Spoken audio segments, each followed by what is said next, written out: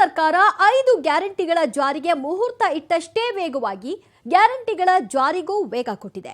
ಆದರೆ ಎಲ್ಲ ಗ್ಯಾರಂಟಿಗಳು ಫ್ರೀ ಪ್ರತಿಯೊಬ್ಬರಿಗೂ ಫ್ರೀ, ಪ್ರತಿ ಮನೆಗೂ ಫ್ರೀ ಎಂದಿದ್ದ ಕಾಂಗ್ರೆಸ್ ಗ್ಯಾರಂಟಿಗಳನ್ನು ಜಾರಿಗೆ ತರುವಾಗ ಕಂಡೀಷನ್ಸ್ ಅಪ್ಲೈ ಆಗ್ತಿದೆ ಎಂದಿದೆ. 5 ಗ್ಯಾರಂಟಿಗಳ ಗೈಡ್ಲೈನ್ಸ್ ಬಿಡುಗಡೆ ಮಾಡಿದೆ.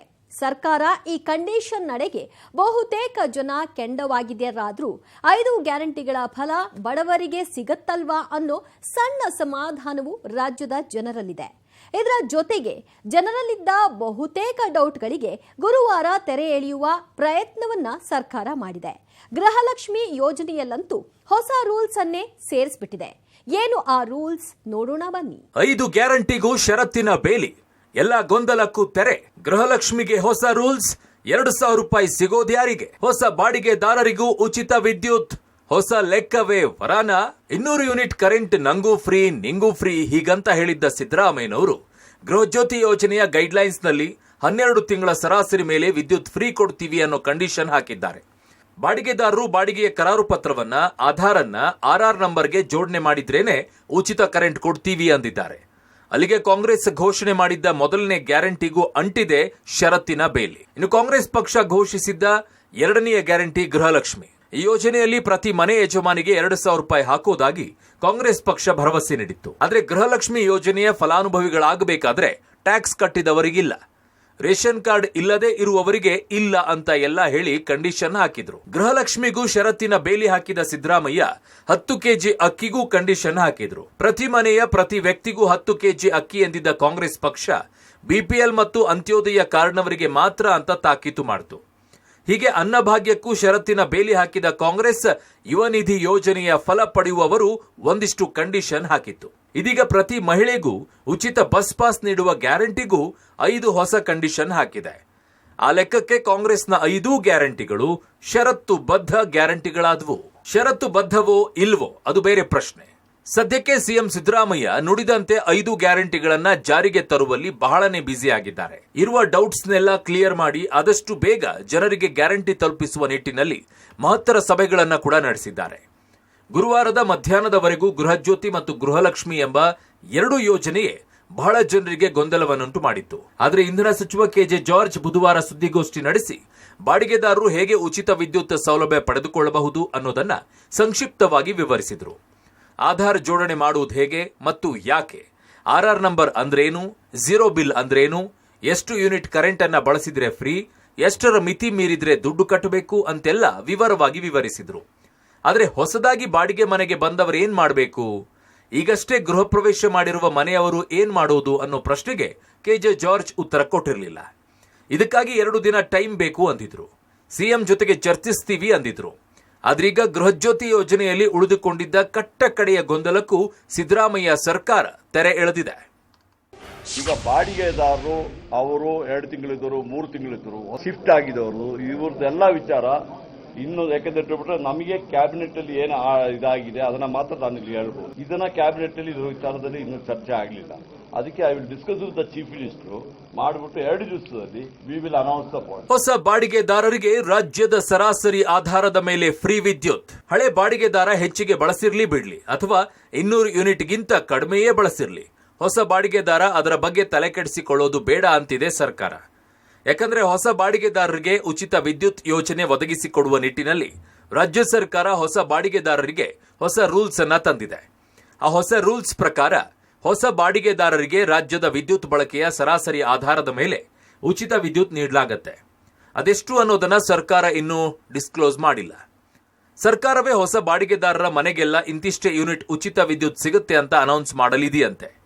ಅಂದ್ರೆ ಹೊಸದಾಗಿ ಬಾಡಿಗೆ ಮನೆಗೆ ಬಂದು 1 ತಿಂಗಳಾಗಿರಲಿ, 12 ದಿನ ಆಗಿರಲಿ, 3 ತಿಂಗಳು, 6 ತಿಂಗಳು, 11 ತಿಂಗಳೇ ಆಗಿರಲಿ, ಅಂಥವರಿಗೆಲ್ಲ ಸರ್ಕಾರ ನಿರ್ಧರಿಸುವ ಸರಾಸರಿ ಲೆಕ್ಕವೇ ಅಂತಿಮ. 1 ವರ್ಷ ಕಂಪ್ಲೀಟ್ ಮಾಡಿರುವವರಿಗೆ ಮಾಮೂಲಿ 12 ತಿಂಗಳ ಸರಾಸರಿ ಮೇಲೆ ಎಷ್ಟು ಯೂನಿಟ್ ಫ್ರೀ ವಿದ್ಯುತ್ ಅನ್ನೋದು ನಿರ್ಧಾರವಾಗುತ್ತೆ. ಇಲ್ಲಿಗೆ ಗೃಹಜ್ಯೋತಿ ಯೋಜನೆಯ ಗೈಡ್ಲೈನ್ಸ್ ನ ಬಹುತೇಕ ಎಲ್ಲ ಅನುಮಾನಕ್ಕೂ ಕೂಡ ಗೊಂದಲಕ್ಕೆ ತೆರೆ ಎಳೆದಂತಾಗಿದೆ. ಹಾಗಾದ್ರೆ ಗೃಹಲಕ್ಷ್ಮಿ ಯೋಜನೆಯ ಗೊಂದಲಗಳ ಕಥೆ ಏನು ಅಂದ್ರ, ಗೃಹಲಕ್ಷ್ಮಿ ಯೋಜನೆಯ ಫಲವನ್ನ ಅತ್ತೆ ಪಡೆಯೋದಾ ಸೊಸೆ ಪಡೆಯೋದಾ ಅನ್ನೋ ಇವತ್ತಿಗೂ ಗೊಂದಲವೇ. ಆದರೆ ಒಂದು ಮನೆಯ ಒಬ್ಬ ಯಜಮಾನಿಗಷ್ಟೇ 2,000 ರೂಪಾಯಿ ಕೊಡೋದು ಅಂತ ಸರ್ಕಾರ ಮಾರ್ಗಸೂಚಿಯಲ್ಲಿ ಕ್ಲಿಯರ್ ಕಟ್ ಆಗಿ ಹೇಳಿಬಿಟ್ಟಿರೋ ಕಾರಣ ಮನೆಯಲ್ಲಿರುವ ಹಿರಿಕರಾದ ಅತ್ತೆಗೋ ಸೊಸೆಗೋ ಈ ಯೋಜನೆಯ ಫಲ ಸಿಗೋದು ಪಕ್ಕಾ ಆಗಿದೆ. ಆದರೆ ಡೌಟ್ ಆಗಿ ಉಳಿದಿದ್ದು BPL card, APL card, Antyodaya card ಇಲ್ಲದೇ ಇರುವ ಮನೆ ಯಜಮಾನಿಯರಿಗೆ 2,000 ರೂಪಾಯಿ ಸಿಗುತ್ತೋ ಇಲ್ವೋ ಅನ್ನೋದು, ಮತ್ತು ಟ್ಯಾಕ್ಸ್ ಕಟ್ಟುವ ವ್ಯಕ್ತಿಯ ಕುಟುಂಬಕ್ಕೆ ಗೃಹಲಕ್ಷ್ಮಿ ಯೋಜನೆ ಸಿಗುತ್ತೋ ಇಲ್ವೋ ಅನ್ನೋದು. ಈ ಬಗ್ಗೆ ಮಹಿಳಾ ಮತ್ತು ಮಕ್ಕಳ ಕಲ್ಯಾಣ ಸಚಿವೆ ಲಕ್ಷ್ಮೀ ಹೆಬ್ಬಾಳ್ಕರ್ ಸಿಎಂ ಸಿದ್ದರಾಮಯ್ಯನವರೊಂದಿಗೆ ಗುರುವಾರ ಸಭೆ ನಡೆಸಿದ್ದು ಇದ್ದ ಗೊಂದಲಕ್ಕೆಲ್ಲ ತೆರೆ ಎಳೆದಿದ್ದಾರೆ. ಆದರೆ ಇದರ ಜೊತೆಗೆ ಹೊಸ ರೂಲ್ಸ್ ಅನ್ನು ತಂದಿದ್ದಾರೆ. ಗಂಡ ಮಾತ್ರ ಅಲ್ಲ, ಮಕ್ಕಳು ತೆರಿಗೆ ಪಾವತಿಸಿದ್ದರೂ ತಾಯಿಗೆ ಸಿಗಲ್ಲ 2,000 ರೂಪಾಯಿ. ಮಾರ್ಗಸೂಚಿಯಲ್ಲಿಲ್ಲದ ಹೊಸ ನಿಯಮವನ್ನೇಕೆ ಈಗ ಸೇರಿಸಿದ್ರು? ಕಾಂಗ್ರೆಸ್ನ ಗ್ಯಾರಂಟಿ ಯೋಜನೆಗಳಿಗೆ ದಿನಕ್ಕೊಂದು ಕಂಡೀಷನ್ಸ್ ಅಪ್ಲೈ ಆಗ್ತಿದೆ. ಇದರಿಂದಲೇ ಗೊಂದಲಗಳು ಸೃಷ್ಟಿಯಾಗ್ತಾ ಇವೆ. ಹೀಗಿರುವಾಗಲೇ ಯಾಕೆ ಮತ್ತೆ ಗೃಹಲಕ್ಷ್ಮಿ ಯೋಜನೆಗೆ ಹೊಸ ರೂಲ್ಸ್ ತಂದ್ರು ಅಂತೀರಾ? ಮಾರ್ಗಸೂಚಿಯಲ್ಲಿ ಇಲ್ಲದೆ ಇರುವಂತ ರೂಲ್ಸ್ ಅನ್ನ ಕಾಂಗ್ರೆಸ್ ಸೇರ್ಪಡೆಗೊಳಿಸ್ತಾ ಇರೋ ಕಾರಣ ಹಲವರಿಗೆ ಕಾಂಗ್ರೆಸ್ ಸರ್ಕಾರದ ಮೇಲಿನ ಅಸಮಾಧಾನ ಹೆಚ್ಚಾಗ್ತಾ ಇದೆ. ಹೀಗಿದ್ರೂ ಟ್ಯಾಕ್ಸ್ ಕಟ್ಟುವಂತಹ, ಜಿಎಸ್ಟಿ ಪಾವತಿಸುವಂತಹ ಪತಿಯರಿದ್ರೆ ಅವರ ಪತ್ನಿಯರಿಗೆ 2,000 ರೂಪಾಯಿ ಕೊಡಲ್ಲ ಅನ್ನೋ ಕಂಡೀಷನ್ ಅನ್ನ ಕಾಂಗ್ರೆಸ್ ಸರ್ಕಾರ ಹಾಕಿತ್ತು. ಗುರುವಾರ ಮಧ್ಯಾಹ್ನದ ಹೊತ್ತಿಗೆ ಟ್ಯಾಕ್ಸ್ ಕಟ್ಟುವ ಮಕ್ಕಳಿದ್ರೂ ಅವರ ತಾಯಂದಿರಿಗೆ 2,000 ರೂಪಾಯಿ ಸಿಗಲ್ಲ. ತೆರಿಗೆ ಪಾವತಿ ಮಾಡುವ ಕುಟುಂಬಕ್ಕೆ ಈ ಯೋಜನೆಯ ಫಲ ಸಿಗೋದಿಲ್ಲ ಅನ್ನೋ ನೂತನ ನಿಯಮವನ್ನ ಸ್ವತಃ ಮಹಿಳಾ ಮತ್ತು ಮಕ್ಕಳ ಕಲ್ಯಾಣ ಸಚಿವೆ ಲಕ್ಷ್ಮೀ ಹೆಬ್ಬಾಳ್ಕರ್ರೇ ಬಹಿರಂಗಪಡಿಸಿದ್ರು. ಈಗ ಟ್ಯಾಕ್ಸ್ ಪೇರಿಗೆ ಬರಲ್ಲ ಅಂತ ಹೇಳಿದ್ರೆ ಅಂದ್ರೆ ಆ ಮನೆಯ ಇದರಲ್ಲಿ ಮಗ ಏನಾದ್ರೂ ಟ್ಯಾಕ್ಸ್ ಪೇರ್ ಆಗಿದ್ರೆ ನೋಡಿ, ಬಹಳಷ್ಟು ಕುಲಂಕುಷವಾಗಿ ಮಾತನಾಡಿದ್ದೀವಿ. ನೀವ ಹೇಳಿದ ಹಾಗೆ ಹಸ್ಬೆಂಡ್ ಆಗಬಹುದು, ಮಗನೂ ಆಗಿರಬಹುದು, ಅವರು ಇಬ್ರು ಒಂದೇ ಇದರಲ್ಲಿ ಬರ್ತಾರೆ. ಟ್ಯಾಕ್ಸ್ ಪೇ ಆಗಿದ್ರೆ, GST ನಂಬರ್ ಅವ್ರ ಹತ್ರ ಇದ್ರೆ. ಬಟ್ ನಾನು ಕೂಡ ತುಂಬಾ ಮುಖ್ಯಮಂತ್ರಿ ಅವರಿಗೆ ಮನವಿಯನ್ನು ಕೂಡ ಮಾಡಿದ್ದೀನಿ ಮುಂದಿನ ದಿನಗಳಲ್ಲಿ. ಯಾಕಂದ್ರೆ ಆ ಒಂದು APL ಕಾರ್ಡ್ ಹೋಲ್ಡರ್ನಲ್ಲಿ 11 ಲಕ್ಷ ಹತ್ರ 10ರಿಂದ 11 ಲಕ್ಷ ಹತ್ರ APL ಕಾರ್ಡ್ ಹೋಲ್ಡರು ಟ್ಯಾಕ್ಸ್ ಅಥವಾ GST ನಂಬರ್ ಇದ್ದಂಥವ್ರು ಇದ್ದಾರೆ. ಸೊ ಅವ್ರನ್ನೂ ಕೂಡ ಇನ್ಕ್ಲೂಡ್ ಮಾಡಲಿಕ್ಕೆ ಬಹಳಷ್ಟು ಮನವಿಯನ್ನು ಮಾಡಿದ್ದೀನಿ. ಮಾನ್ಯ ಮುಖ್ಯಮಂತ್ರಿಗಳು ಖಂಡಿತವಾಗ್ಲೂ ಇಲ್ಲ ಅಂತ ಹೇಳಲ್ಲ, ಮುಂದಿನ ದಿನದಲ್ಲಿ ಅವ್ರನ್ನೂ ಕೂಡ ನಾವು ಸೇರಿಸ್ಕೊಳ್ಳೋಣ ಅಂತ ಅದನ್ನು ಕೂಡ ನಮಗೆ ಭರವಸೆಯನ್ನು ಕೊಟ್ಟಿದ್ದಾರೆ.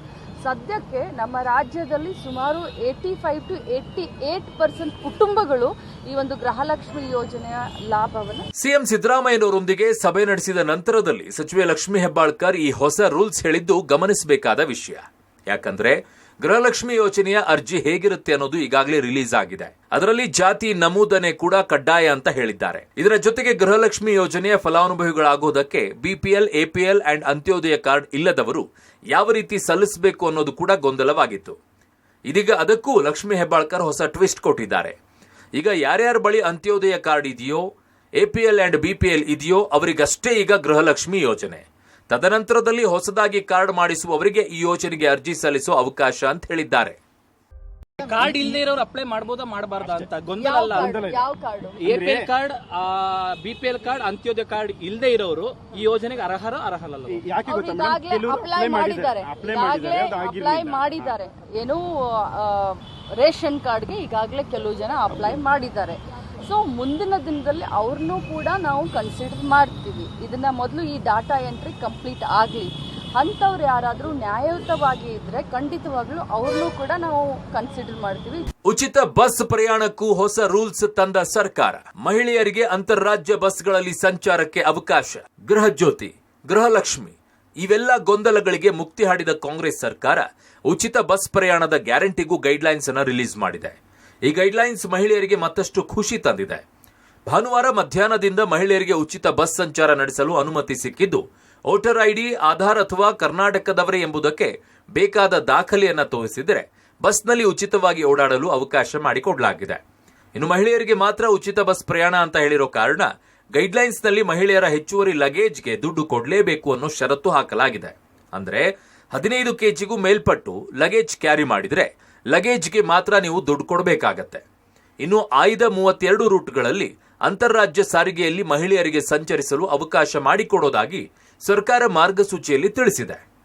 ಹೀಗೆ 5 ಗ್ಯಾರಂಟಿಗಳಿಗೆ ಷರತ್ತುಗಳ ಕೋಟಿಂಗ್ ಮಾಡಿಯೂ ಜನರಿಗೆ ಉಚಿತ ಭಾಗ್ಯ ಕೊಡುತ್ತಿರುವ ಕಾರಣ ಕೆಲವರು ಖುಷಿಯಾಗಿದ್ದಾರೆ, ಕೆಲವರು ಅಸಮಾಧಾನಗೊಂಡಿದ್ದಾರೆ.